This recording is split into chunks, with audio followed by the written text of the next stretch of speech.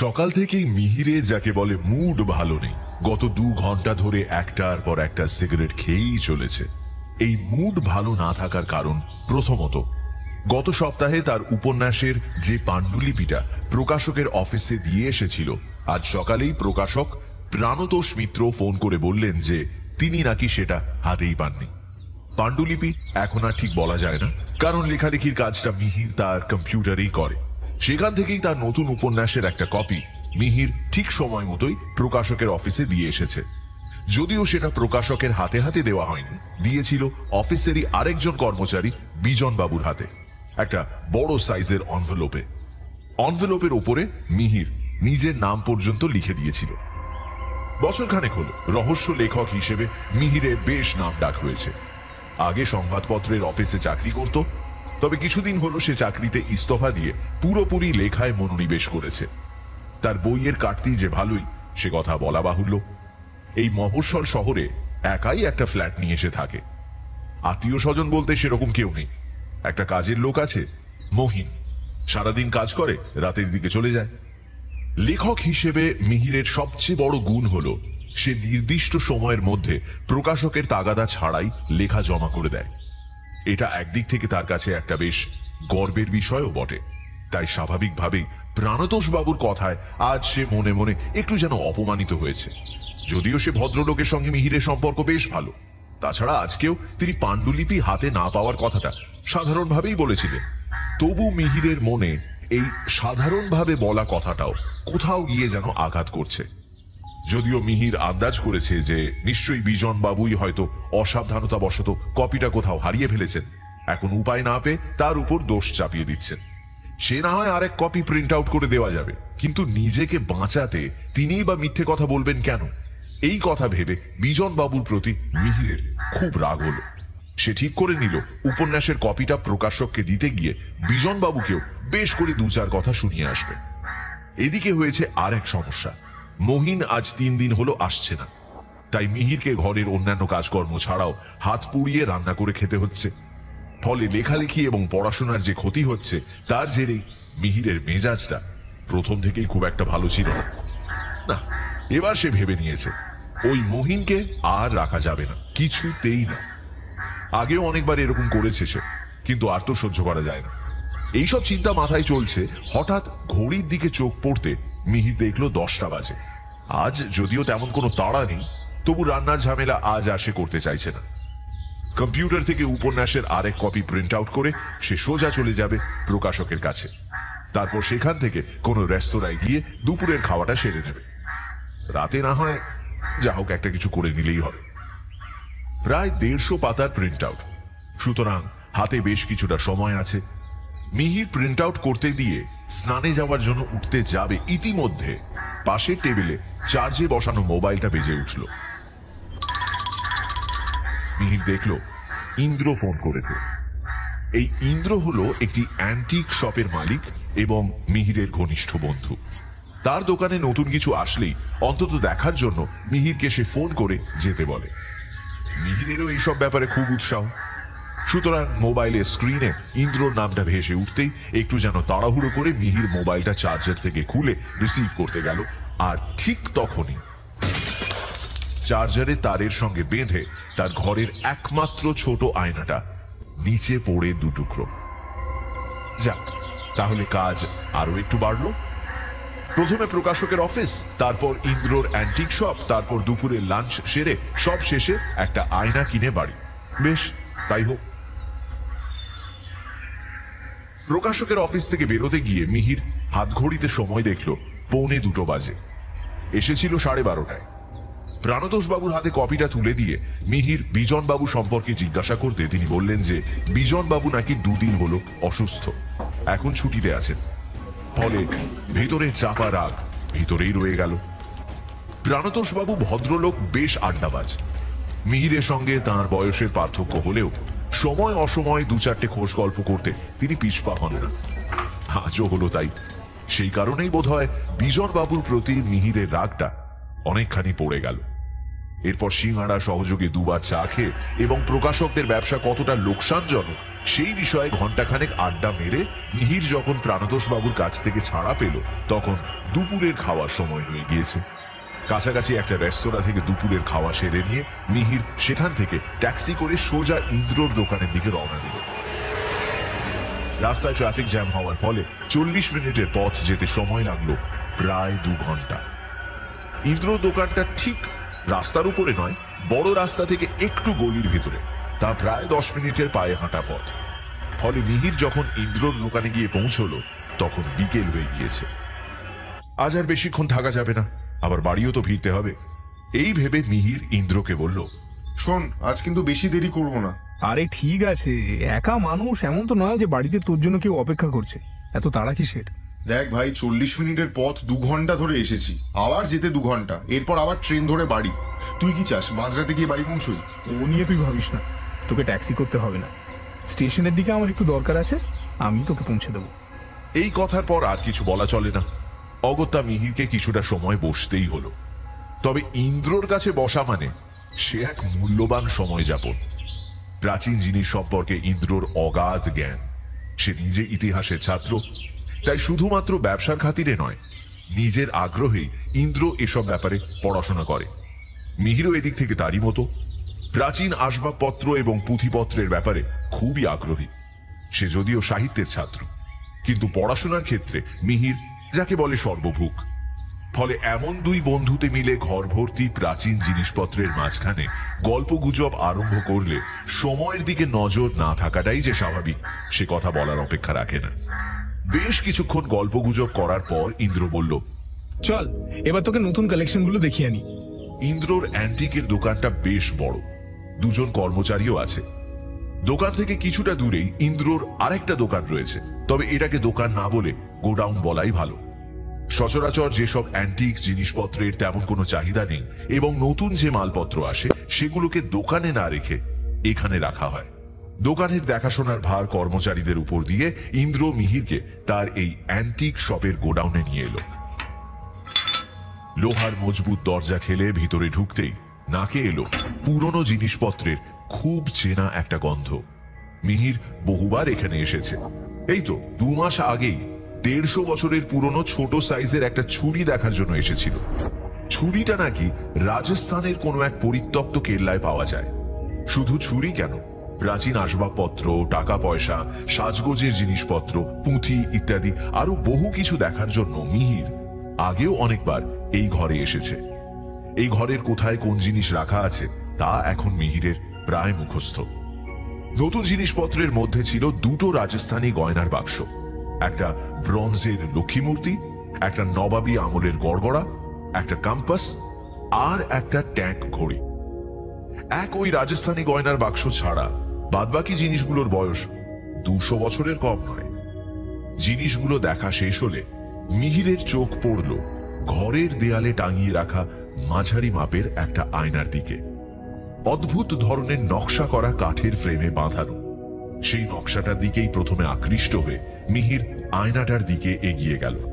কাছে যেতে আয়নার ফ্রেমের নকশাটা আরো স্পষ্টভাবে ফুটে উঠল। সচরাচর ফার্নিচারের দোকানে যে ধরনের ফ্রেমের নকশা দেখা যায় এটা ঠিক সেরকম নয়। তাছাড়া আয়নার কাজটাও যেন অন্য রকম। অন্তত মিহির যেখানে দাঁড়িয়ে সেখান থেকে তার মনে হলো যেন আয়নাটায় কাচের বদলে রয়েছে একটা জলের স্তর। মাঝে মাঝে সেখানে যেন ঢেউ খেলছে। মিহির আরো কাছ থেকে দেখার জন্য নিঃশব্দে আয়নাটার দিকে এগিয়ে গেল। ইন্দ্র তাকে এতক্ষণ লক্ষ্য করেনি। সে নতুন আসা জিনিসপত্রগুলো গুছিয়ে রাখছিল। মিহিরের দিকে চোখ পড়তেই সে বলল, এই দেখ, আয়নাটা তোকে দেখাতেই ভুলে গেছি। ইন্দ্রর কথায় মিহির একটু চমকে উঠল। আসলে এক মনে আয়নাটার দিকে তাকিয়ে থাকতে থাকতে সে যেন কি একটা অনুভব করছিল। মিহিরের কথায় সেই ঘোর হঠাৎ কেটে গেল। গত রোববার এক অ্যাংলো ইন্ডিয়ান ভদ্রলোক আমায় ফোন করেন।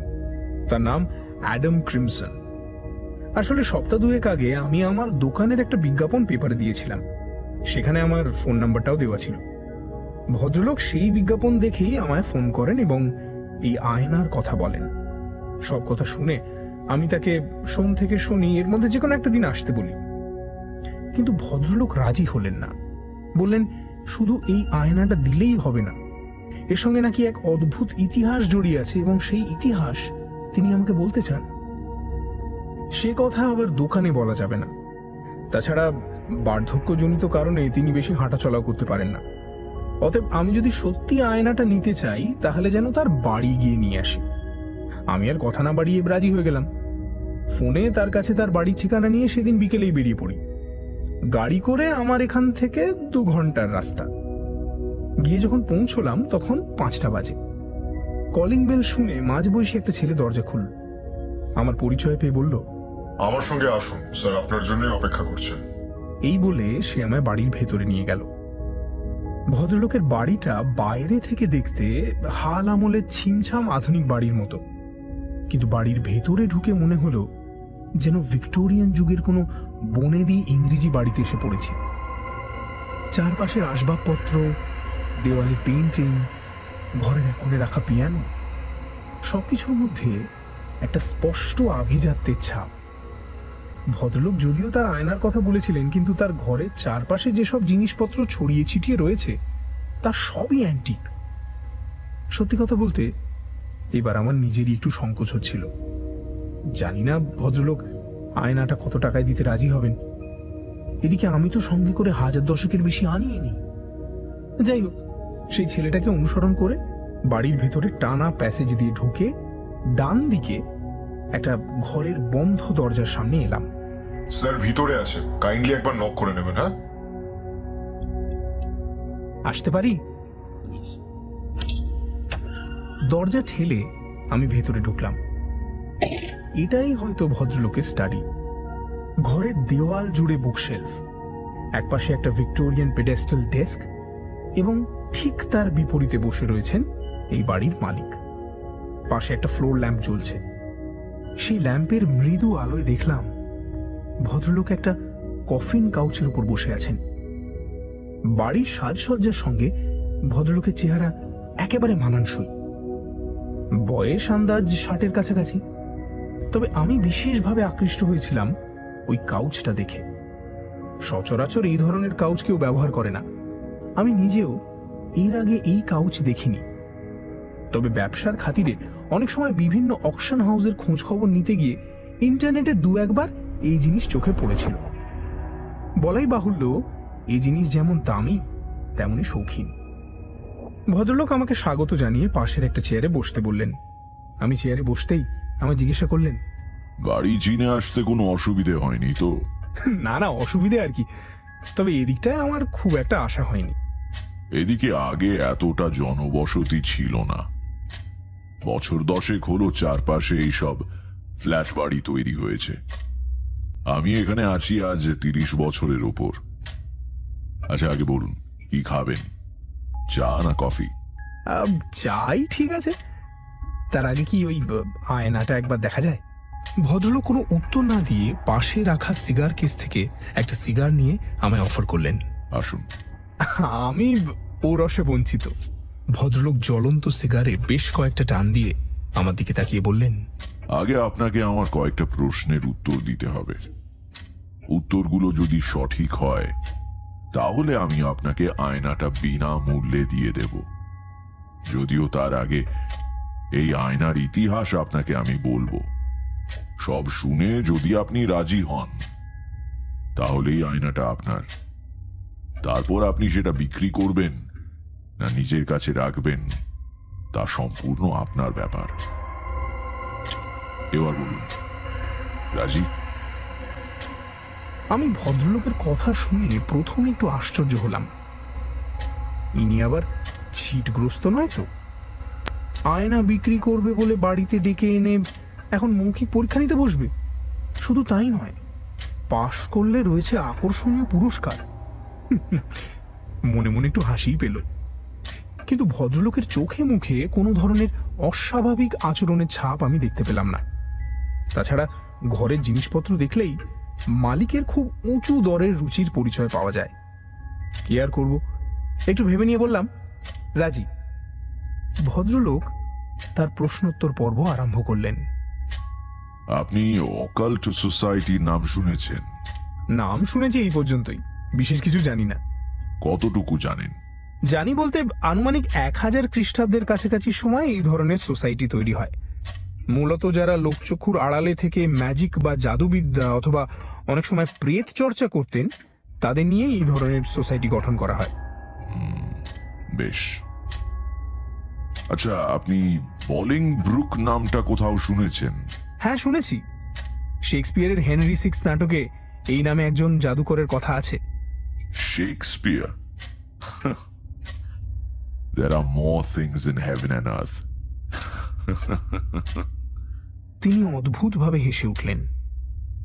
তার হাতের জ্বলন্ত সিগারের ধোঁয়া, ঘরের মৃদু আলো আর চারপাশের পরিবেশের সঙ্গে সেই হাসি মিলেমিশে কেন জানি না বারবার একটা সাংঘাতিক কোনো কিছুর ইঙ্গিত দিতে লাগলো। সবচেয়ে আশ্চর্য বিষয়, আমার একবারের জন্য আর এই ভদ্রলোককে অস্বাভাবিক বলে মনে হলো না।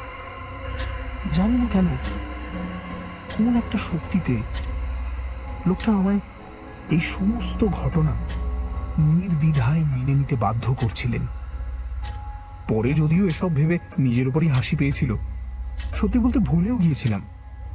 কিন্তু যতক্ষণ ভদ্রলোকের সামনে বসেছিলাম, ততক্ষণ আমি যেন একটা দুর্নিবার ঘোরের মধ্যে ছিলাম।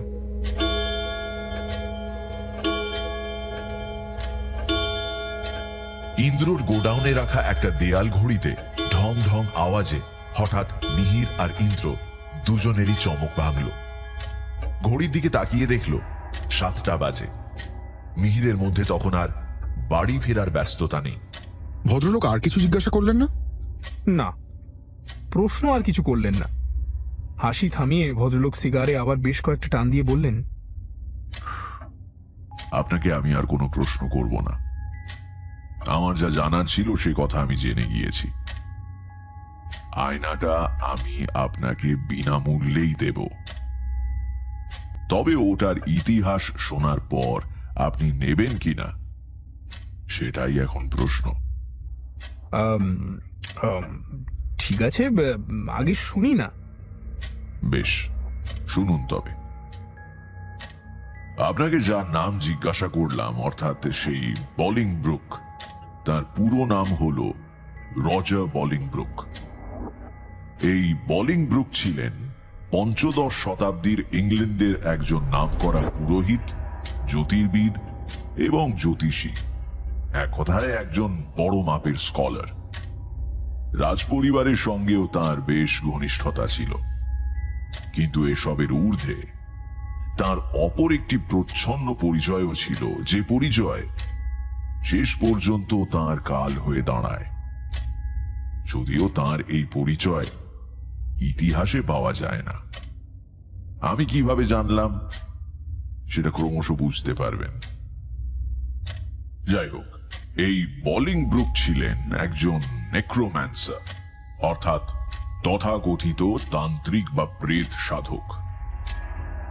এর একমাত্র শিষ্য ছিলেন আমন। এই আমন গুরু বলিংব্রুকের সমস্ত বিদ্যাই আয়ত্ত করেছিলেন। বলিংব্রুকের জীবন কাহিনীতে তার এই শিষ্যের ভূমিকা খুবই গুরুত্বপূর্ণ। 1440 সালের একটি ঘটনা বলিংব্রুকের জীবনে মর্মান্তিক পরিণতি ডেকে আনে।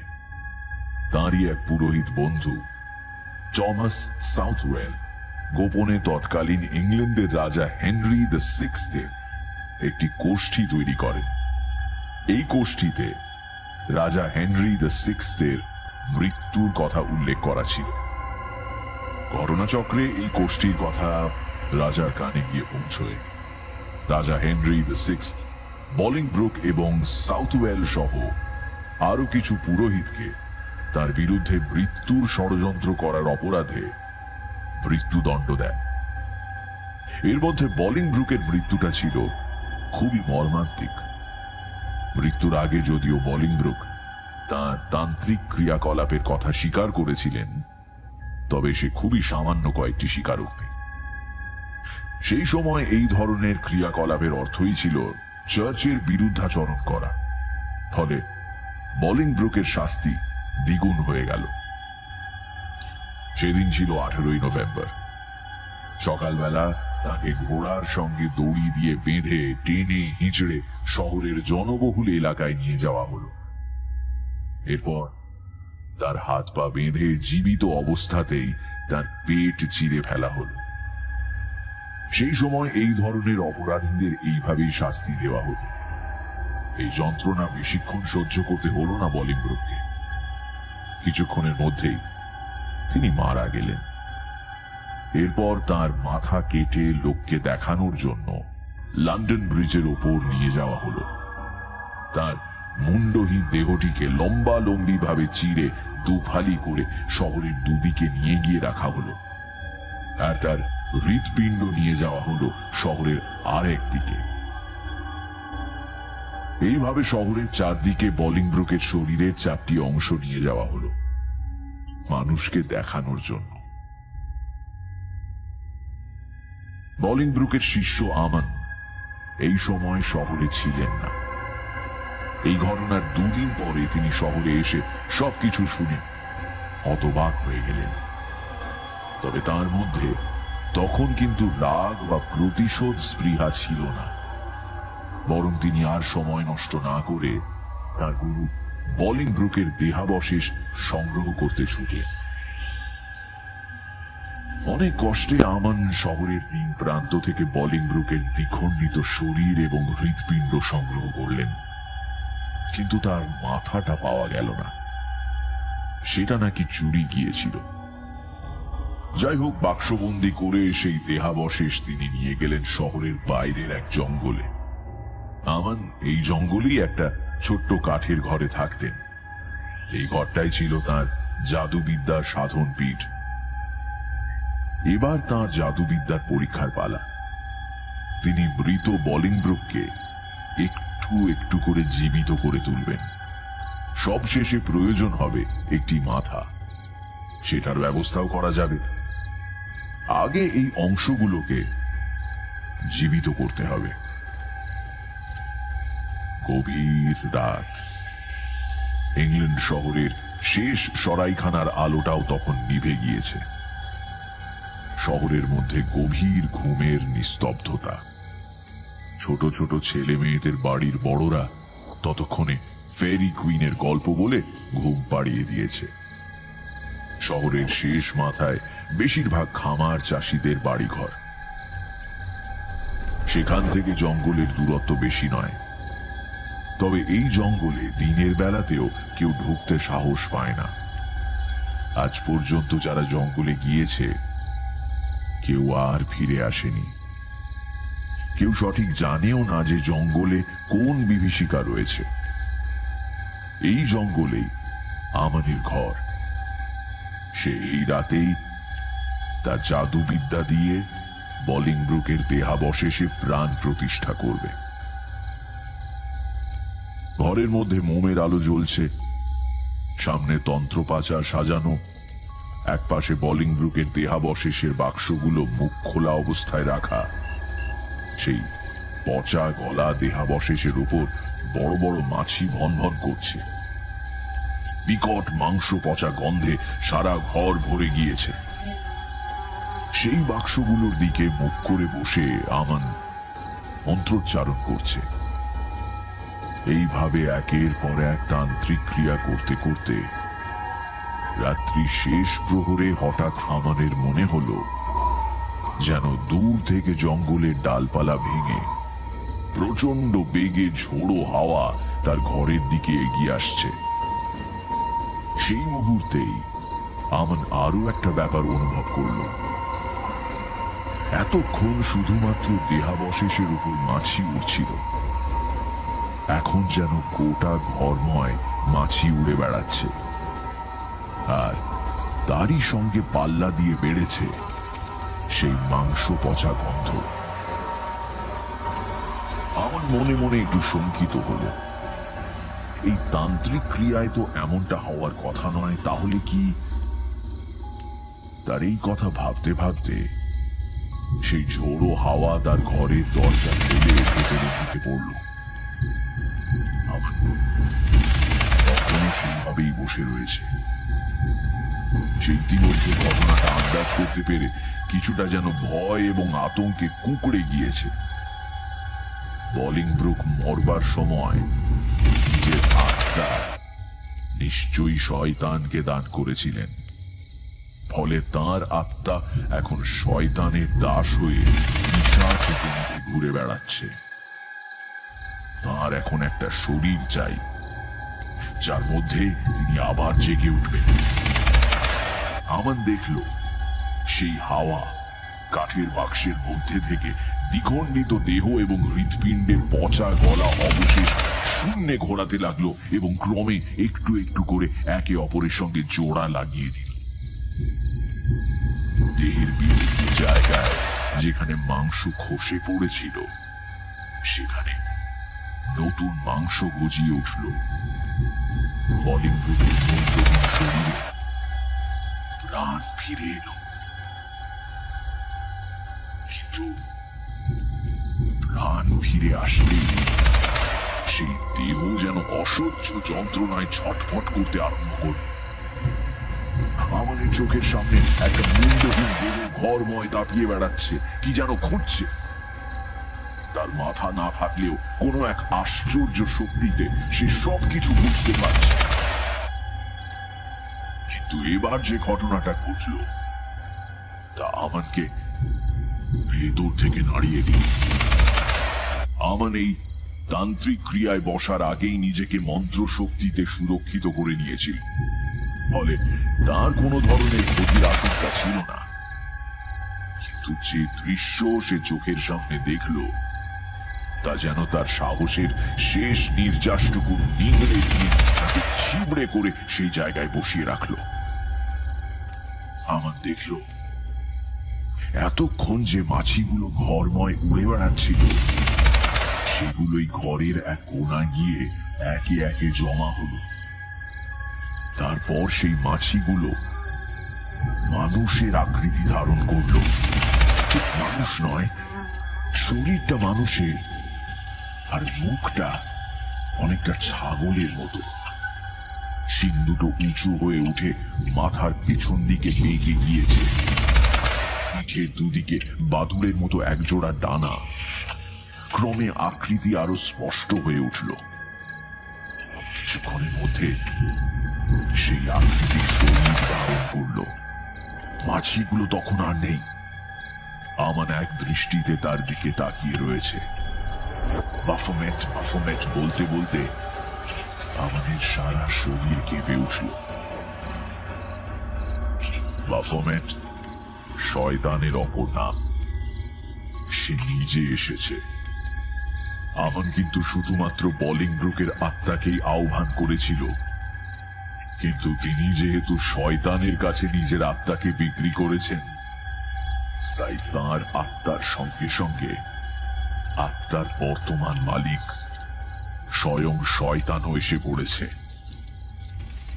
শয়তান দেহ ধারণ করার পর বলিংব্রুকের মুন্ডহীন দেহ স্থির হয়ে তার দিকে ফিরে দাঁড়ালো। বাফোমেট তার ডান হাত তর্জনী আমাদের দিকে তুলে ধরতেই বলিংব্রুকের দেহটা আস্তে আস্তে আমাদের দিকে এগিয়ে আসতে লাগলো।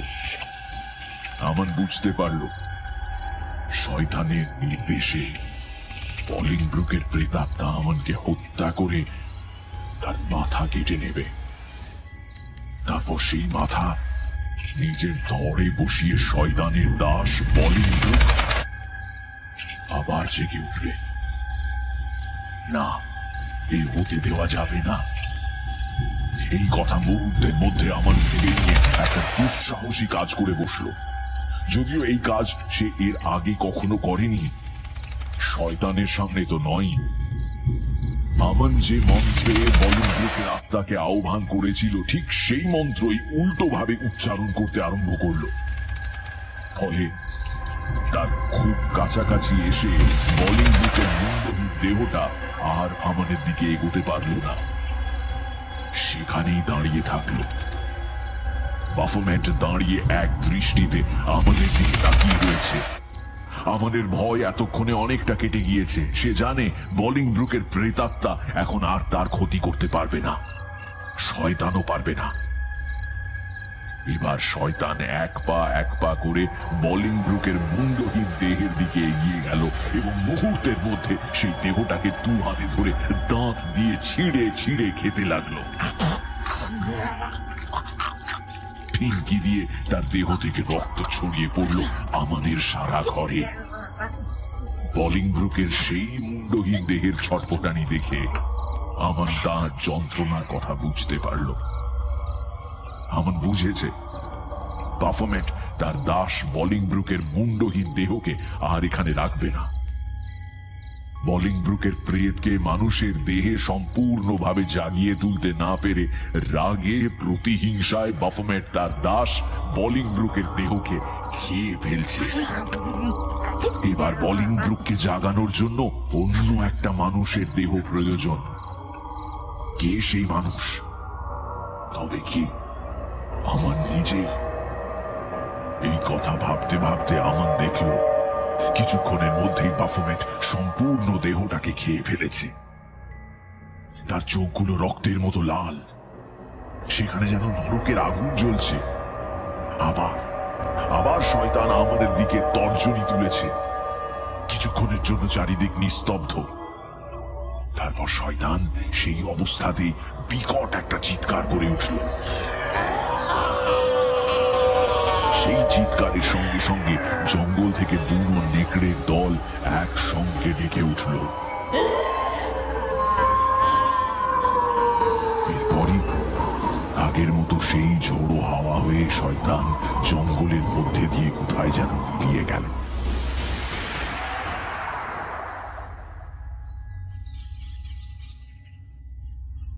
ঘটনাটা ঘটেছিল শেষ রাতে। একটু সকাল হতেই আমাদের ঘরের দরজা ঠেলে ভিতরে ঢুকলো আরেকটি যুবক। তার নাম টমাস। এই টমাস ছিল আমানের শিষ্য এবং তার তন্ত্র সাধনার অন্যতম সহযোগী। সে ঘরে ঢুকে দেখে আমান অজ্ঞান হয়ে মেঝের উপর পড়ে আছে। আমাদেরই শেখানো জাদুবিদ্যা প্রয়োগ করে অনেক চেষ্টার পর টমাস আমানকে স্বাভাবিক অবস্থায় ফিরিয়ে আনে। গত রাতের সমস্ত ঘটনা আমান তাকে সবিস্তারে বলে। আমানের আদেশেই গত রাতে টমাস এখানে ছিল না। এই ক্রিয়াটি আমান নিজেই করতে চেয়েছিল। সবচেয়ে বড় কথা, এই ক্রিয়ায় সহযোগিতা করার জন্য টমাস তখনও তৈরি ছিল না। যাই হোক, টমাসের সেবা শুশ্রূষায় আমান অল্প দিনের মধ্যেই আবার আগের মতো হয়ে উঠল এবং তার এই প্রিয় শিষ্যকে সে তার সমস্ত জাদুবিদ্যা উজাড় করে শেখাতে লাগল। এইভাবে আরো 1 বছর কাটল। টমাস তখন জাদুবিদ্যায় আমানের মতোই দক্ষ হয়ে উঠেছে। একদিন টমাসকে কাছে ডেকে আমান বলল, দেখো, আমি তোমায় এই যে 1 বছর ধরে আমার সমস্ত জাদুবিদ্যা শিখিয়েছি, তার পেছনে আমার একটা উদ্দেশ্য আছে। গত বছর সেই ঘটনার পর আমি বেশ বুঝতে পেরেছিলাম যে শয়তান যে কোনো ভাবেই হোক না কেন আমার আত্মাকে নরকে নিয়ে যাবে। তাই সেদিন যে কাজটা অসম্পূর্ণ থেকে গিয়েছিল সেই কাজই তোমাকে সম্পূর্ণ করতে হবে। আপনি কোন কাজের কথা বলছেন? আমার গুরু বলিংব্রুকের আত্মাকে মুক্ত করতে হবে। তা যদি নাও হয়, অন্তত তাকে এখানেই, এই পৃথিবীতেই ধরে রাখতে হবে। তারপর উপযুক্ত সময় বুঝে তাকে শয়তানের কবল থেকে মুক্ত করতে হবে। কিন্তু গতবার আমি নিজেই বুঝতে পারিনি যে এইরকম একটা পরিস্থিতির মুখোমুখি হতে হবে, কিন্তু এবার আমি প্রস্তুত। বেশ, তাই হবে। আবার সেই রাত ফিরে এলো, গতবারের মতো। আবার সেই একই উদ্দেশ্যে আমান তান্ত্রিক ক্রিয়ার জন্য প্রস্তুত। এইবার তার সঙ্গী হিসেবে রয়েছে টমাস। তাকে সবকিছু আগে থেকেই বুঝিয়ে দিয়েছে আমান। সারা রাত ধরে চলল তন্ত্রক্রিয়ার বিভিন্ন অনুষ্ঠান।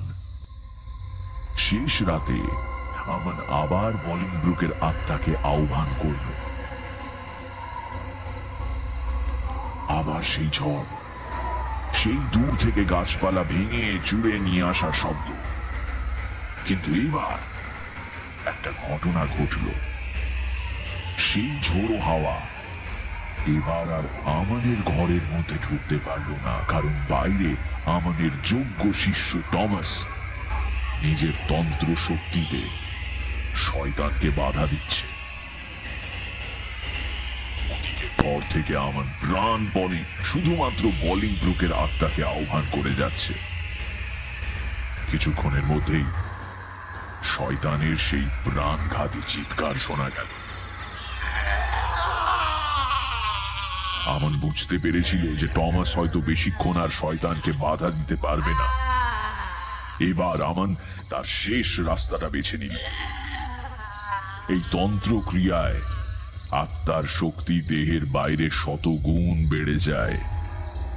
তাই আমান মন্ত্রোচ্চারণ করতে করতে হাতের কাছে রাখা ছুরি তুলে নিল এবং সজোরে নিজের হৃৎপিণ্ড বরাবর বসিয়ে দিল। মধ্যেই তার শরীর শান্ত হয়ে গেল। তারপর আমানের আত্মা বলিংব্রুকের আত্মাকে আহ্বান করতে লাগল। বাইরে ক্রমে শয়তানের শক্তি ক্ষীণ হয়ে এলো। টমাস আরো প্রাণপণে তাকে বাধা দিতে লাগলো। একসময় বাধ্য হয়ে শয়তান হাল ছেড়ে দিল আর বলিংব্রুকের আত্মাকে ছেড়ে দিয়ে আবার ঝোড়ো হাওয়া হয়ে দূরে জঙ্গলের মধ্যে মিলিয়ে গেল।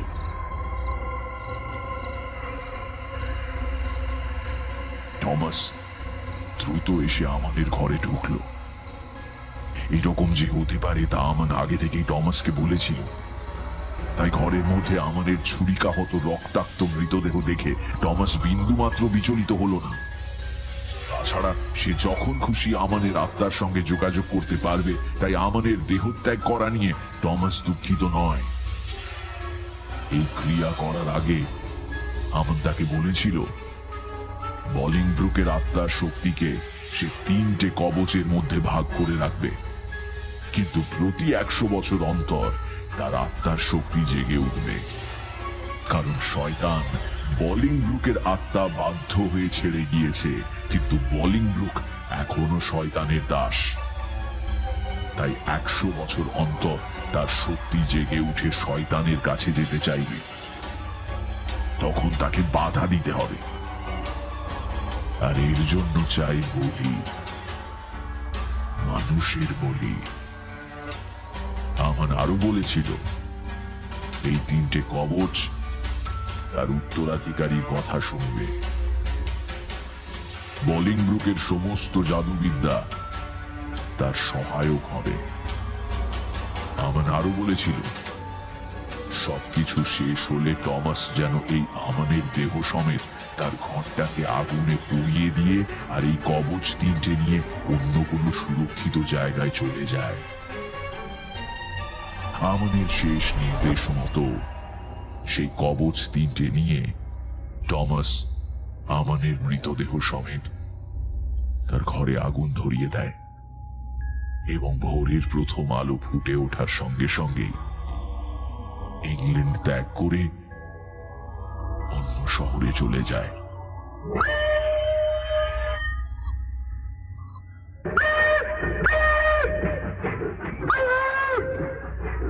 ঘরের ভেতরে সিগারেট ধোঁয়ার গন্ধ আর ফ্লোর ল্যাম্পের মৃদু আলো কিছুক্ষণের জন্য আমাকেও যেন সেই 15 শতাব্দীতে নিয়ে গিয়েছিল। এই সময় অ্যাডাম সাহেব কথা থামিয়ে দিলেন। দরজায় সেই যুবকটি নক করেছে। ভদ্রলোক কামিন বলাতে যুবকটি চায়ের ট্রে হাতে ভেতরে ঢুকল। আমার সামনে রাখা কাচের ছোট্ট টেবিলে আমার জন্য আনা চায়ের কাপ আর স্যান্ডউইচের প্লেট নামিয়ে রেখে সে আবার চলে গেল। বাইরে কিছুটা অন্ধকার হয়ে এসেছে, কিন্তু ভদ্রলোককে আয়না দেখানোর কথাটা ইচ্ছে করেই আর মনে করালাম না। সত্যি বলতে কি, ভদ্রলোকের গল্পের প্রতি আমার যেন বেশ আগ্রহ জন্মে গিয়েছিল। হয়তো সেই আগ্রহ বশেই আমি নিজে থেকে জিজ্ঞাসা করলাম, আচ্ছা, তারপর সেই কবচ তিনটে নিয়ে টমাস কোথায় গেলেন? হাতের কাছে রাখা ছাইদানিতে জ্বলন্ত সিগারটা রেখে দিয়ে ভদ্রলোক বললেন, তারপর সেই কবচ অনেক জনের হাত ঘুরে আমার পিতামহ এবং পরে আমার পিতামহের কাছে আসে। আমার পিতামহ সেই কবচের শক্তিকে 3টে বস্তুতে নতুন করে প্রতিষ্ঠিত করেন। সেই 3টে বস্তুর মধ্যে একটি গ্র্যান্ডফাদার ক্লক, যা পিতামহের আপন ভাইয়ের বংশধরদের কাছেই থাকার কথা, একটি বই যা পিতামহের অপর এক ভাইয়ের কাছে ছিল, আর শেষ বস্তুটি হলো। এই কথা বলতে বলতে এতক্ষণে ভদ্রলোক তার ঠিক বাঁদিকে দাঁড় করানো একটা বিশাল কাঠের আলমারির দিকে এগিয়ে গিয়েছিলেন। এবার সেই আলমারি থেকে লাল টকটকে ভেলভেটের কাপড়ে মোড়া 1 ফুট বাই 1 ফুট মাপের একটা বস্তু বার করে আমার দিকে ঘুরিয়ে বললেন, এই আয়নাটা। বলে এগিয়ে এসে আয়নাটা আমার হাতে দিলেন। কাপড়ের ঢাকনা আলগা করে দেখলাম, খুব সাধারণ একটা আয়না, শুধু কাঠের ফ্রেমটা অসাধারণ নকশা করা। আমি আয়নাটা হাতে নিয়ে কত টাকায় বিক্রি করলে আমার পোষাবে সেই কথাই ভাবছিলাম। তবে আমায় এইরকম নিবিষ্ট মনে আয়নার দিকে তাকিয়ে থাকতে দেখে ভদ্রলোক কি ভাবছিলেন জানি না। তিনি আমায় একটু চাপা গলায় বললেন, এবার বলুন, আপনি কি আয়নাটা নিতে চান? হ্যাঁ হ্যাঁ হ্যাঁ হ্যাঁ, নিশ্চয়ই, যদি আপনার কোনো আপত্তি না থাকে আর কি। বেশ, তাহলে এই আয়না আজ থেকে আপনার। কথাটা বলতে গিয়ে ভদ্রলোকের মুখটা কেমন যেন পাল্টে গিয়েছিল। একটা আশঙ্কা না না ভয় নাকি উত্তেজনা সেই সময় তার মুখে ফুটে উঠেছিল।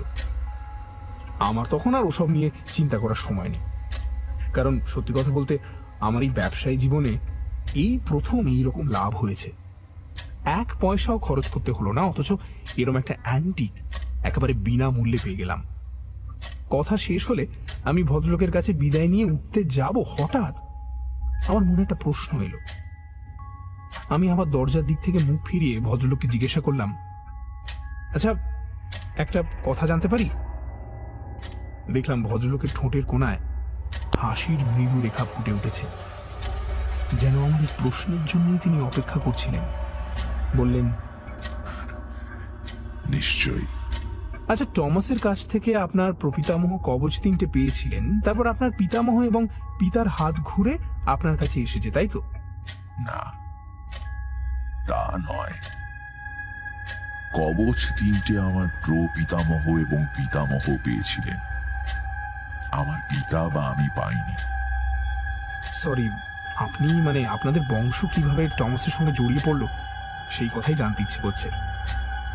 ভদ্রলোক এক দৃষ্টে আমার চোখের দিকে কিছুক্ষণ তাকিয়ে আমায় বললেন, টমাসের পুরো নাম টমাস হেনরি ক্রিমসন।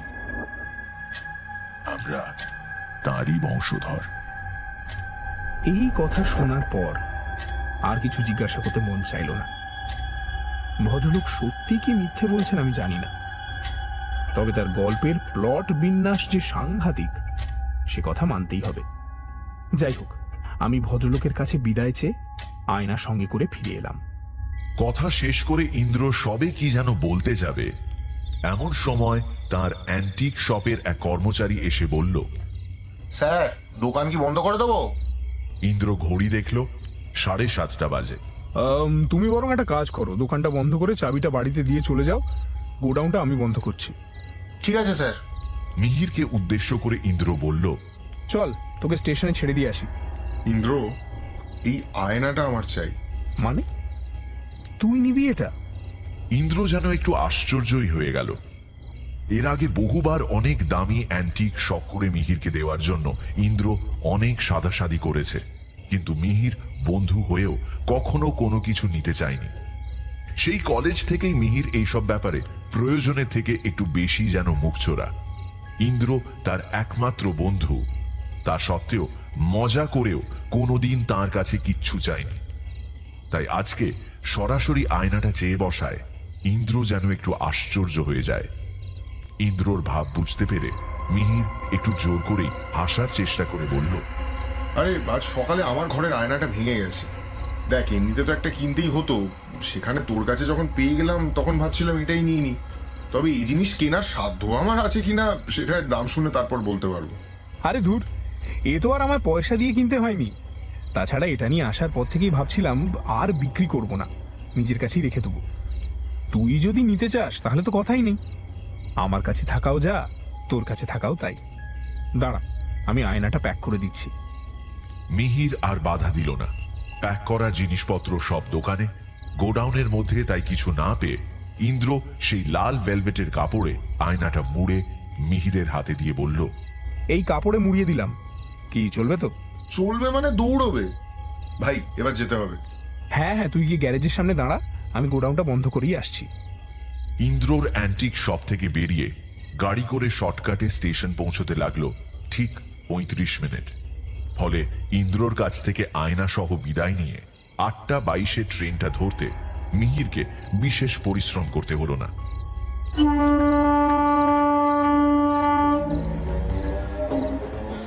বাড়ি পৌঁছে সে আগে আয়নাটাকে একটা পছন্দ মতো জায়গায় রাখার ব্যবস্থা করলো।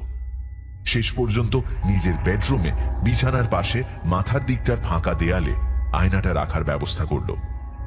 তারপর হাত মুখ ধুয়ে ফ্রেশ হয়ে মিহির আয়নাটার কাছে এসে দাঁড়ালো। খুঁটিয়ে খুঁটিয়ে দেখতে আরম্ভ করলো আয়নার ফ্রেমের নকশাটা।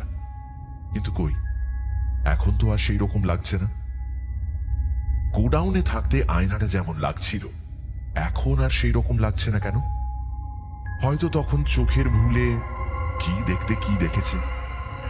আসলে ইন্দ্রর অ্যান্টিক শপের গোডাউনে আয়নাটাকে প্রথম দেখে মিহির যতটা আকর্ষণ অনুভব করেছিল, এখন আর ঠিক সেই রকম লাগছে না।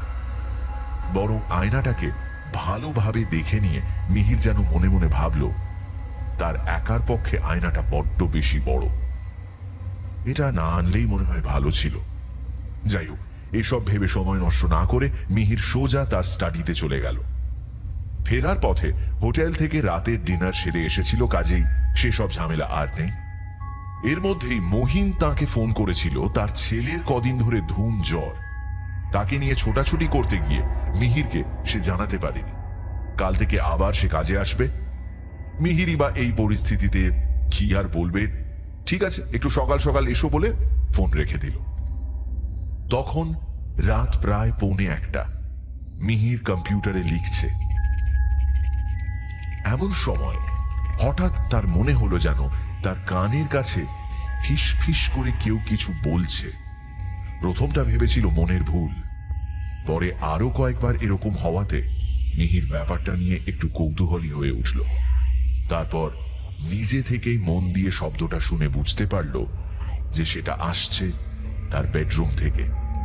শব্দটা আস্তে আস্তে স্পষ্ট হয়ে উঠছে, ফিস ফিস করে হচ্ছে, কিন্তু স্পষ্ট।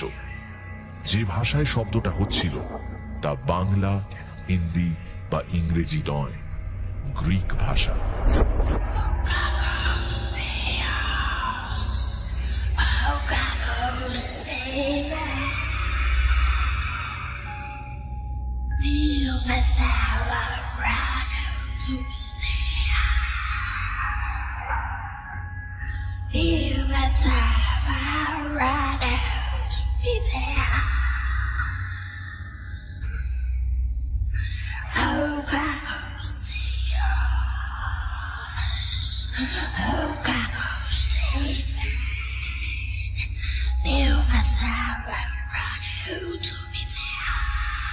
কথাটা স্পষ্টভাবে শুনতে পেয়ে মিহির যেন মন্ত্রচালিত হয়ে চেয়ার থেকে উঠে ধীর পায়ে বেডরুমের দিকে এগিয়ে গেল।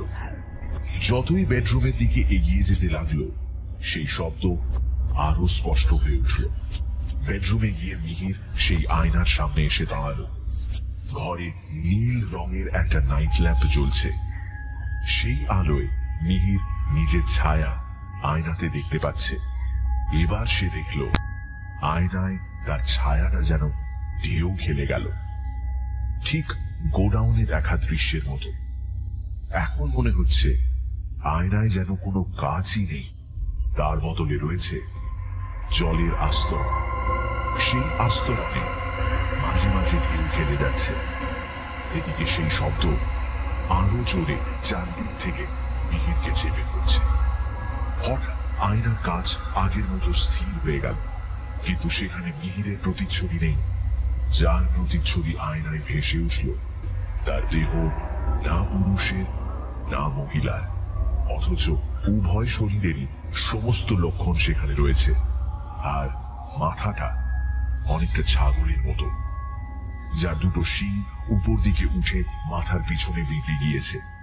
তার চোখ দুটো যেন লাল আগুনের ভাটা। সে যেমন নিষ্পলক ভাবে মিহিরের দিকে তাকিয়ে, মিহিরও তেমনি নিষ্পলক এবং বিস্ফারিত চোখে তার দিকে তাকিয়ে রয়েছে। এইভাবে কিছুক্ষণ থাকার পর আয়নার ফুটে ওঠা সেই প্রতিচ্ছবি মিহিরের দিকে ডান হাতের তর্জনী তুলে ধরল। আয়নার কাছে সশব্দে একটু একটু চির ধরে তা গ্রিক অক্ষরের আকৃতি নিল। সেই অক্ষরেই এবার ভেসে উঠল সেই কথাগুলো যা এতক্ষণ মিহিরের চারপাশে ক্রমাগত হয়েই চলেছে।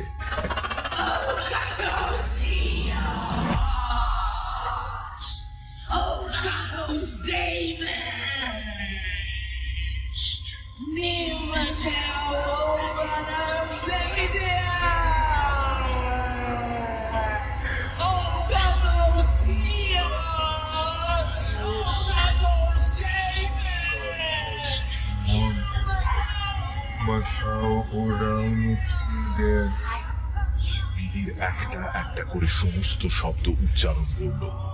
উচ্চারণ যেই শেষ, তখনই আয়নার সেই প্রতিচ্ছবি বিকট ভাবে হেসে উঠল।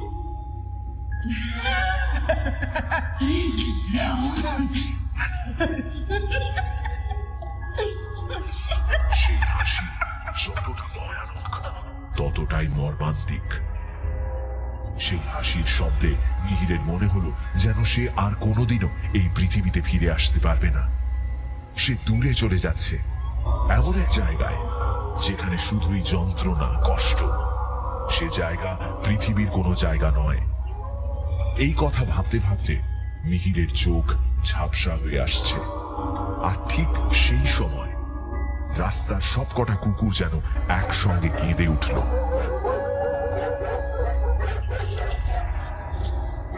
এরপরই মিহির জ্ঞান হারিয়ে মেঝের উপর পড়ে যায়।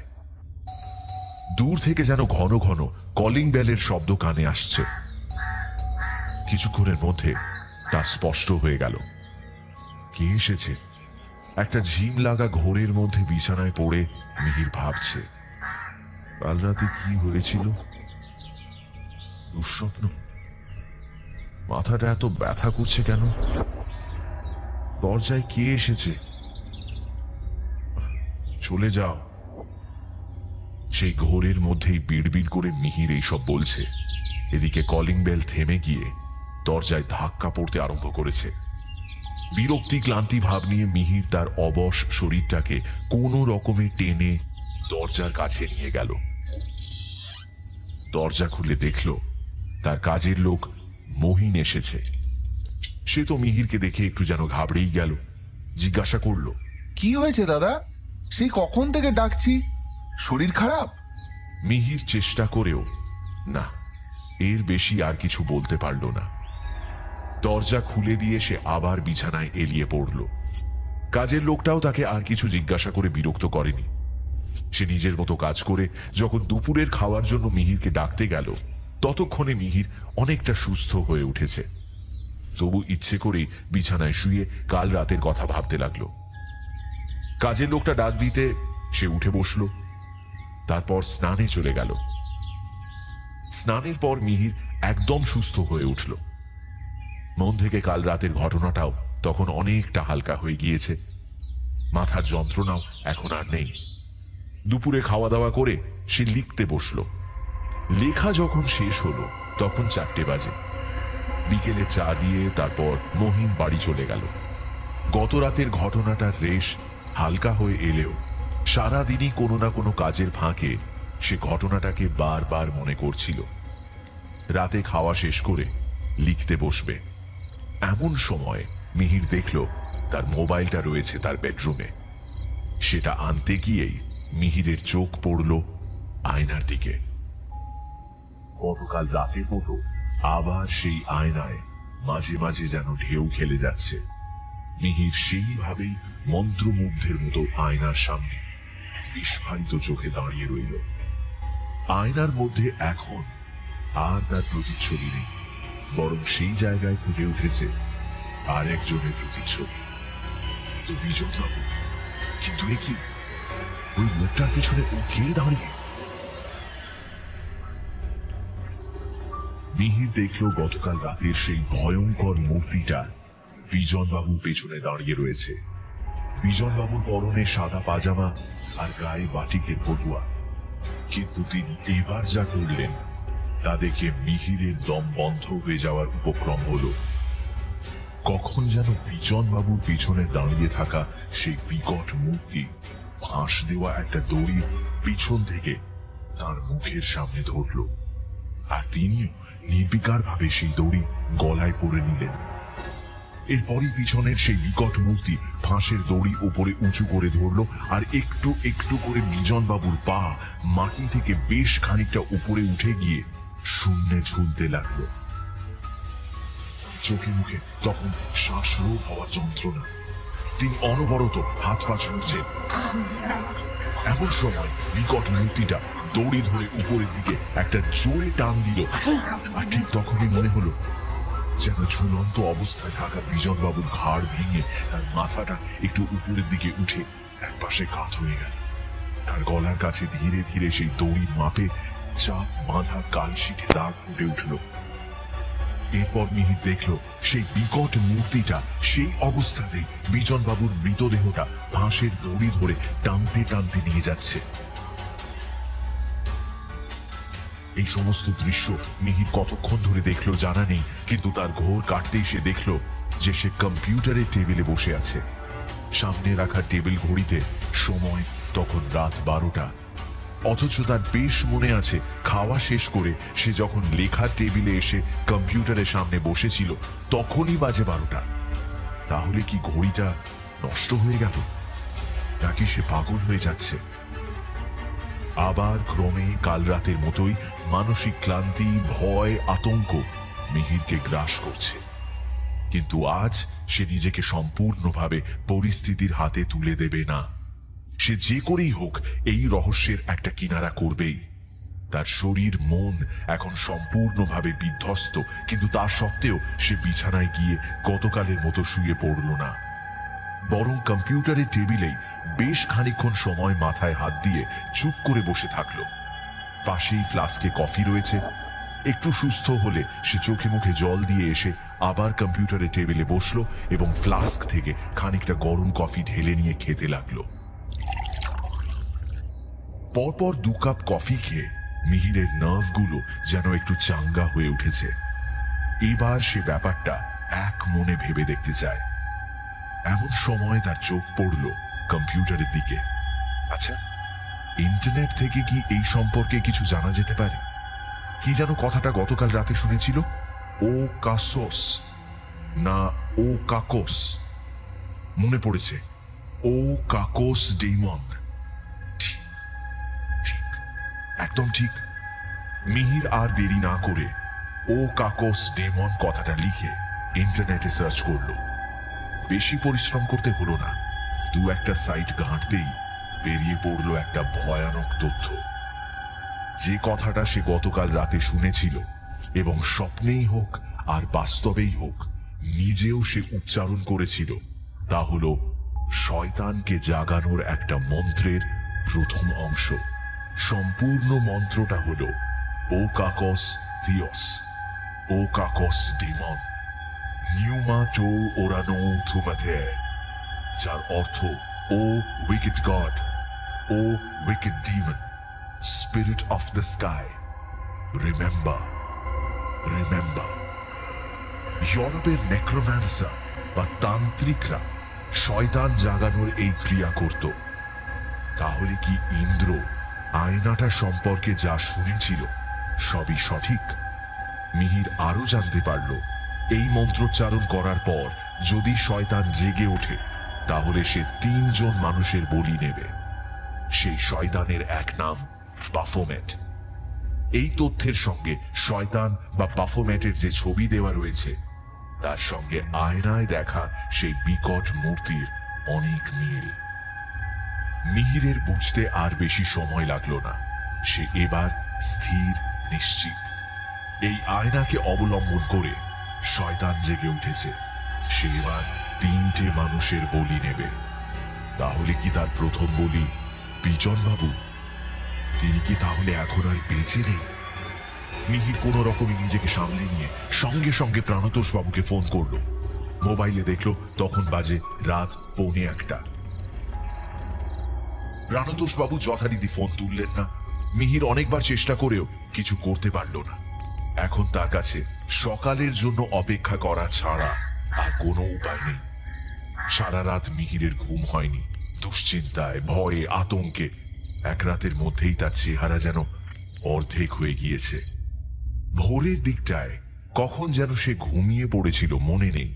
সকালে ঘুম ভাঙল কাজের লোকের কলিং বেলে। আজ সকালে আর কিছুতেই মানসিক অস্থিরতার ভাবটা মিহির কাটিয়ে উঠতে পারল না। মোবাইলে সময় দেখল 8টা বাজে। সে আর দেরি না করে আবার প্রাণতোষকে ফোন করল। ফোনের ওপাশ থেকে প্রাণতোষ বাবু বললেন, গুড মর্নিং মিহির বাবু, বলুন কি খবর? মিহির কি বলবে প্রথমটা ঠিক বুঝে উঠতে পারল না। কিন্তু তার মানসিক অবস্থা এখন আর লৌকিকতা করার মতো নয়। সে সরাসরি বলল, আচ্ছা, আপনাদের অফিসের বিজনবাবু এখন কোথায়? বিজন বাবু?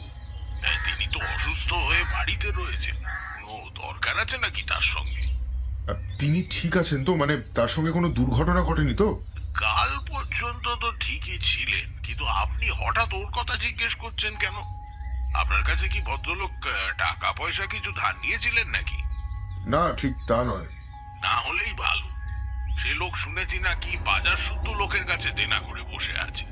স্ত্রী অসুস্থ দীর্ঘদিন ধরে, ছেলে মেয়ে 2টো। কাজেই সংসার সামলাতে গিয়ে একেবারে হিমশিম খেয়ে যাচ্ছেন ভদ্রলোক। টাকা ধার নিয়ে ঠিক সময় শোধ করতে না পারায় তাগাদা করতে লোক আমার অফিসে পর্যন্ত এসেছে কয়েকবার। শেষটায় আমি বেশ কড়া করে বিজনবাবুকে এ ব্যাপারে সাবধান করে দেওয়ায় আর এই ধরনের উৎপাত হয়নি। তবে লোকটা অসৎ নয়, সেই জন্যই এইসব ঝামেলা সত্ত্বেও তাকে কাজে রেখেছি এখনো। তো আপনি হঠাৎ বিজনবাবুর কথা কেন জিজ্ঞেস করছেন? না, কিছু না। আচ্ছা, বিজনবাবুর কোনো খবর পেলে আমায় জানাবেন প্লিজ। ঠিক আছে, সে আর এমন কি। তা আপনার শরীর ঠিক আছে তো? এই সময় কিন্তু খুব জ্বর জারি হচ্ছে। সকালে উঠে গরম জলের সঙ্গে একটু। কথাটা সম্পূর্ণ না হতেই ফোন কেটে দিল মিহির। তার মাথায় এখন শুধুই এক চিন্তা, কাল রাতে কি তাহলে সে আবার দুঃস্বপ্ন দেখেছে? সারা দিন এই কথাই তার মাথায় ঘুরপাক খেতে লাগলো। কাজের লোকটা 2-1টা কথা জিজ্ঞেস করেছিল বটে, কিন্তু খুব সংক্ষেপে মিহির তার সঙ্গে কথা শেষ করে নিজের বেডরুমে গিয়ে শুয়ে পড়ে। দুপুরের দিকে আর খেতেও ওঠেনি। একেবারে বিকেলে মহিন চা দিয়ে গেল। বিকেলে মিহিরের নিজেকে মানসিকভাবে একটু সুস্থ বলে মনে হচ্ছে। চা খেয়ে সে কম্পিউটারের টেবিলে গিয়ে বসল, কিন্তু লেখা আর কিছু মাথায় আসছে না। সে লিখবে বলেও বসেনি, শুধু যে কপাতা এখনো পর্যন্ত লিখেছে সেগুলোই একটু দেখছিল। মনে কিন্তু ইতিমধ্যে একটা আশঙ্কা এসে বাসা বেঁধেছে। হয়তো আজ রাতে আবার কিছু একটা দেখবে, হয়তো অন্য কেউ। কিন্তু না, রাতে আর কিছু হলো না। প্রায় 1টা পর্যন্ত জেগে থেকে মিহির ঘুমিয়ে পড়ল। সকালে ঘুম ভাঙল মোবাইলের রিংটোনে। ঘুম ভাঙতে একটু দেরি হলো মিহিরের। গত 2 দিন ধরে যা যাচ্ছে তার উপর দিয়ে গতকাল রাতে সেসব ঝামেলা না হওয়ায় খুব ভালো ঘুম হয়েছে। এদিকে প্রাণতোষ বাবু ফোন করেই যাচ্ছেন। 3বার রিং হওয়ার পর ঘুম জড়ানো চোখে মিহির মোবাইল রিসিভ করলো, আর করতেই ওপাশ থেকে ভেসে এলো, মিহির বাবু, গতকাল রাতে বিজন বাবু আত্মহত্যা করেছে। মুহূর্তের মধ্যে মিহিরের আলস্য ভাব যেন উবে গেল। তার পরিবর্তে একটা অকস্মাৎ ভাবে আসা মানসিক আঘাতে সে মাথা থেকে পা পর্যন্ত কেঁপে উঠল। কি কি- কি বলছেন এটা? কাল কাল কখন হলো এটা? কিভাবে? হ্যাঁ, আর বলবেন না, আপনাকে বলেছিলাম না ভদ্রলোকের দেনার দায়ে বাজারে মুখ দেখানোর মতো নেই। কাল নাকি তাগাদা করতে বেশ কয়েকজন লোক তার বাড়ি গিয়েছিল। তাদের সঙ্গেই এক কথা দু কথায় ঝগড়া বেঁধে যায়। তারা বিজনবাবুর পাড়ার লোকজন জড়ো করে তাকে যাচ্ছে তাই গালমন্দ করে, আর সেই সঙ্গে তার অসুস্থ স্ত্রীকে নাকি অপমান করে। সেই শোকে আর অপমানে রাত 12টা নাগাদ নিজের শোবার ঘরে গলায় দড়ি দিয়ে আত্মহত্যা করে। ওদের পাড়ার ছেলেই আমার এখানে পেপার দিতে আসে, সেই এসে খবরটা আমাকে দিল। তারপর আমি ফোন করে কনফার্ম হয়ে আপনাকে বলছি। আচ্ছা, আপনি কাল আমায় কেন জিজ্ঞেস করছিলেন বলুন তো বিজনবাবুর কথা? আপনি কি কিছু... মিহিরের কানে আর কোনো কথাই যেন যাচ্ছে না। সে নিথর হয়ে বিছানায় বসে রয়েছে। এবার তার শুধু মনে হচ্ছে, কেন এই আয়নাটা সে আনতে গেল? সে কি ইন্দ্রকে ফোন করে আয়নাটা নিয়ে যেতে বলবে? ইন্দ্র যদি তাকে পাগল ভাবে, সে তো সেই সাহেব ভদ্রলোকের কথাও বিশ্বাস করেনি। তাহলে এবার কে মরবে? আয়নাটা কার মৃত্যুর কথা আমায় বলতে আসবে? আর ওই বিকট মূর্তিটা, বাফোমেট, সে কি আবার আসবে? আবার সেইভাবে আমার দিকে তাকিয়ে থাকবে? আবার আবার এই কথা বলতে বলতে মিহির নিজের মাথা খামচে ধরে বসে থাকে। আয়নাটার দিকে এই দিনের বেলাতেও তাকানোর মতো সাহস মিহিরের নেই। আয়নাটা কি সে ভেঙে ফেলবে? কিন্তু না, সে সাহসও তার আর নেই। সে এখন আয়নাটার থেকে পালিয়ে দূরে কোথাও চলে যেতে পারলে বাঁচে। সারাদিন এইভাবেই পাগলের মতো মিহির এই ঘর থেকে ও ঘর ঘুরে বেড়াল। রাতের কথা ভেবে সে ভয়ে মাঝে মাঝে কেঁপে উঠছে, অথচ নিজের কথা কাউকে বলতেও পারছে না। এমনকি ইন্দ্রকেও সে ফোন করে বলতে পারছে না, বা হয়তো তাকে কেউ বলতে দিচ্ছে না। সারাদিন স্নান খাওয়া কিছু না করে একভাবে এই ঘর ও ঘর করল মিহির। আজ কাজের লোকটা আবার ডুব দিয়েছে, কিন্তু সেদিকে মিহিরের কোনো হুঁশ নেই। সে শুধু রাতের অপেক্ষায় রয়েছে। আজ সে আসবে, আসবে। কিন্তু কে মরবে? মিহির বলবে না আমি মরবো, আমি জানি আমি মরবো, আমি মরবো। হ্যাঁ, জবাব দাও, উত্তর দিচ্ছ না কেন?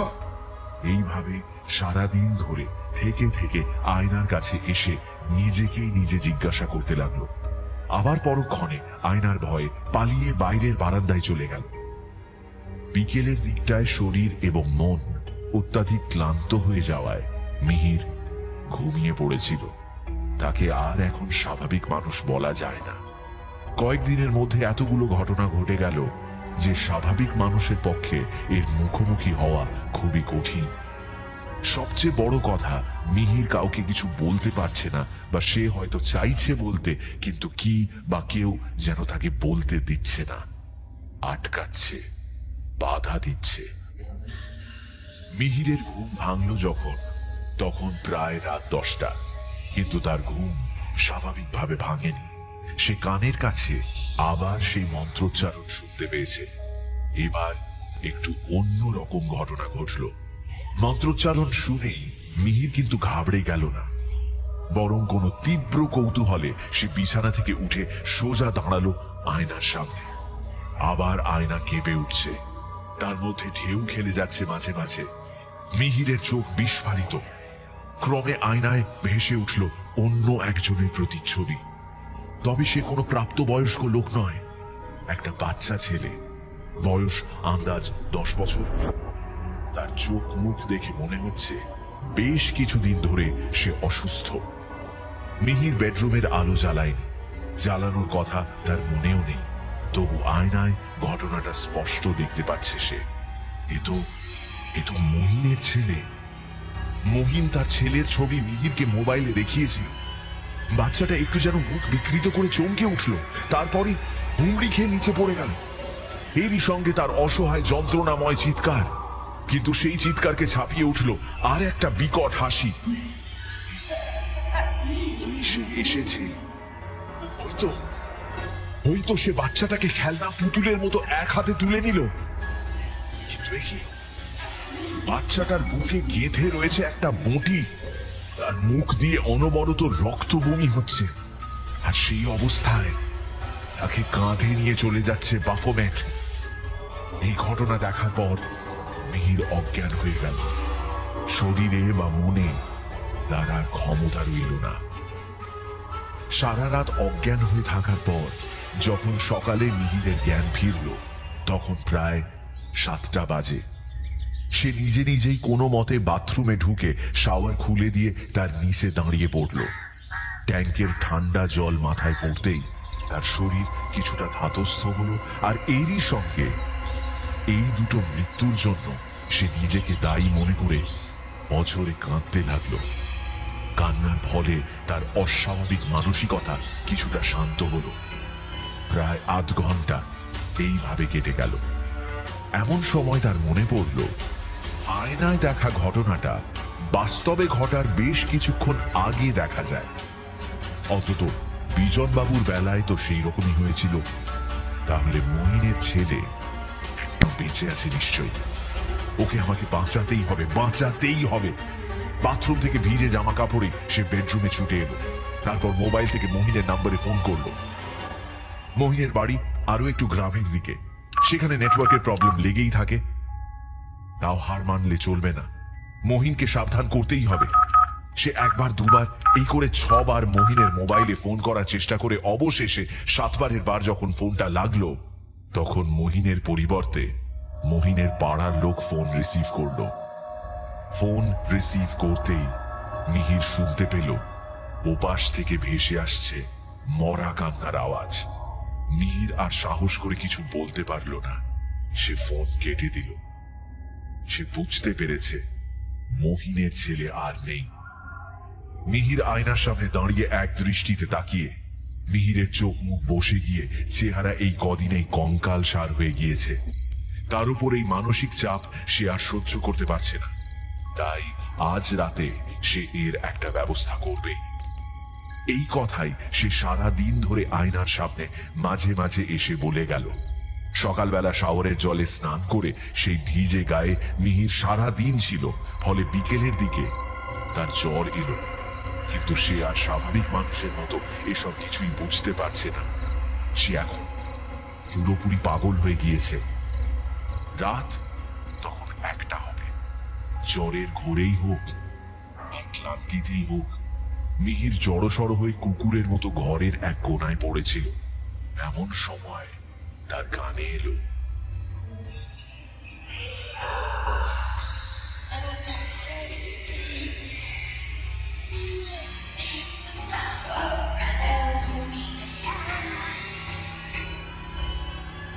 একবার কানে যেতেই মিহির ধরফর করে উঠে বসল।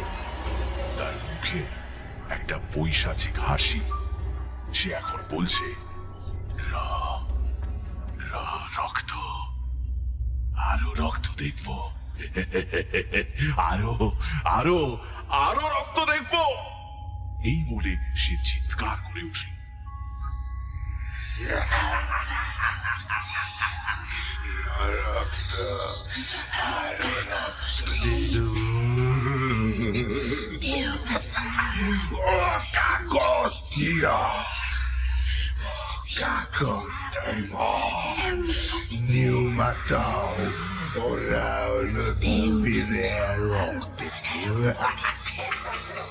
তার চিৎকারের সঙ্গে আবার একবার রাস্তার কুকুরগুলোর কান্না মিলে মিশে এক হয়ে যেন রাতের বুক চিরে দিল।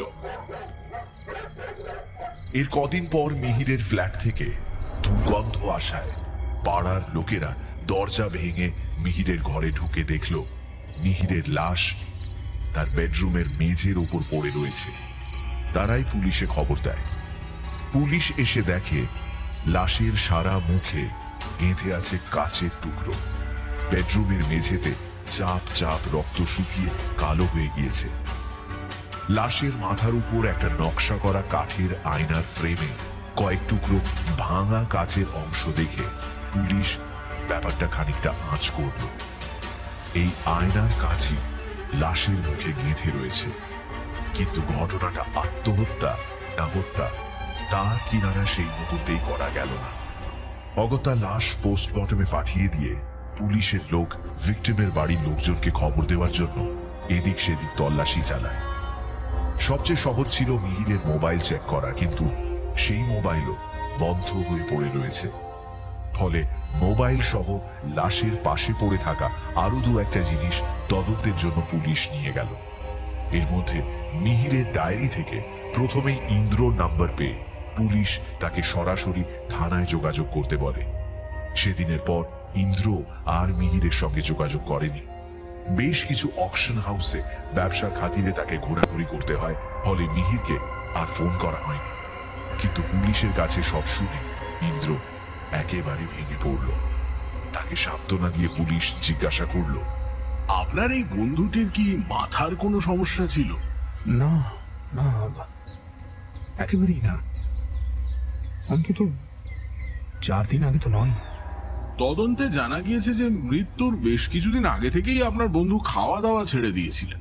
পাড়ার লোকজনও বলল যে 3 ধরে মিহির বাবুকে নাকি বাইরে বেরোতে কেউ দেখেনি। তিনি একরকম স্বেচ্ছায় গৃহবন্দী হয়েছিলেন। এর মধ্যে 2 দিন মাত্র তার চাকর মহিন এসেছিল। আমরা তার বাড়িতেও গিয়েছিলাম, কিন্তু সেখানে গিয়ে শুনলাম আরেক দুর্ঘটনার কথা। মহিনের বছর 10-এর ছেলে ঘরের মাঝখানে খাড়া রাখা বঁটির উপর পড়ে গিয়ে মারা গেছে। সে নাকি আশেপাশে কাউকে দেখতে না পেয়ে জ্বর গায়ে বিছানা ছেড়ে ঘর থেকে বারান্দায় আসছিল। তার মা সবজি কাটতে কাটতে কি আনতে যেন বঁটি খাড়া করে রেখেই বাইরের রান্নাঘরে গিয়েছিল। এই ফাঁকে বাচ্চাটা বারান্দায় আসতে গিয়ে জ্বরের ঘোরে পা পিছলে বঁটির ওপর পড়ে গিয়ে এই কাণ্ড ঘটায়। লোকাল থানার পুলিশ এ নিয়ে আর বেশি জলঘোলা করেনি। আমরা যখন মহিনের বাড়ি গেলাম, দেখলাম মহিন আর তার বউ উঠোনে বসে কান্নাকাটি করছে। আমরা মহিনকে ডেকে আলাদাভাবে মিহির বাবুর ঘটনাটা বলতেই সে তখন আমাদের বলে যে সে যেদিন গিয়েছিল সেদিন মিহিরের আচরণ কেমন যেন লেগেছিল তার। তাই আপনাকে জিজ্ঞেস করছি, আপনার বন্ধুর মধ্যে মানসিক কোনো অস্বাভাবিকতা চোখে পড়েছিল? বেশ, আপনাকে আর এ নিয়ে কিছু বলবো না। আপনি বরং আপনার বন্ধুর শেষকৃত্য করার ব্যবস্থা করুন। প্রয়োজন হলে আপনাকে আবার জানাবো। বিকেলের দিকে মিহিরের মৃতদেহ মর্গ থেকে নিয়ে এসে ইন্দ্র আরো কয়েকজনকে সঙ্গে করে শ্মশানে নিয়ে গেল। খবর পেয়ে প্রাণতোষ বাবু এসেছিলেন। তিনিও ইন্দ্রর কাছে মিহির যে বিজন বাবুর কথা জিজ্ঞাসা করে ফোন করেছিল সে কথা বললেন। সব শুনে ইন্দ্রর যেন মাথার ভেতর সব এলোমেলো হয়ে যাচ্ছে। তাহলে কি মিহির পাগল হয়ে গিয়েছিল? শ্মশান থেকে ফেরার পথে গাড়ি করে সারাটা রাস্তা এই কথাই ভাবতে লাগলো। আর মনে পড়ল শেষবারের মতো চলে যাওয়ার আগে মিহির তার কাছে সেই আয়নাটা চেয়েছিল। এই কথা মনে পড়তেই ইন্দ্রর মনে পড়ল আয়না, সেই আয়না। তবে কি সব সত্যি? ওই আয়নাটাই তাহলে মিহিরের বলি নিয়েছে? এটা যদি সত্যি হয় তাহলে তো এর আরো 2টো অংশ থাকার কথা, একটা গ্র্যান্ডফাদার ক্লক আর একটা বই।